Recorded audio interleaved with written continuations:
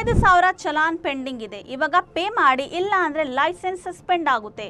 ಅಂದರೆ ನೀವು ಯಾವುದು ರೂಲ್ ಬ್ರೇಕ್ ಮಾಡಿಲ್ಲ ಅಲ್ವಾ? ಇದು ಹೇಗೆ ಗೊತ್ತಾಗುತ್ತೆ ಈ ಮೆಸೇಜ್ ರಿಯಲ್ಲಾ ಅಥವಾ ಸ್ಕ್ಯಾಮಾ? ಇಂಡಿಯಾದಲ್ಲಿ ಇವಾಗ ಒಂದು ಹೊಸ SMS ರೂಲ್ ಬಂದಿದೆ by TRAI telecom regulatory authority of India.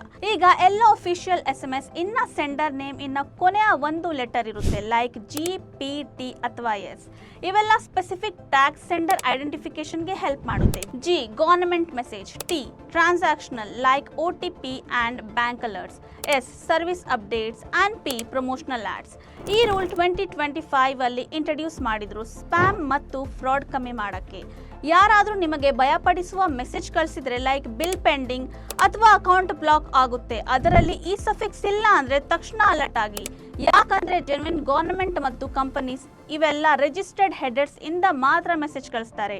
Next time ಯಾವುದು SMS ಬಂದ್ರೆ ಜಸ್ಟ್ ಸೆಂಡರ್ ನೇಮ್ ಇನ್ನ ಎಂಡ್ ಚೆಕ್ ಮಾಡಿ. ಸಫಿಕ್ಸ್ ಇಲ್ಲ ಅಂದ್ರೆ ಮೋಸ್ಟ್ ಪ್ರಾಬಬ್ಲಿ ಅದು ಸ್ಕ್ಯಾಮ್ ಆಗಿರಬಹುದು. ಸ್ಮಾರ್ಟ್ ಆಗಿ ಸೇಫ್ ಆಗಿ ಇರಿ and follow our channel for more such updates.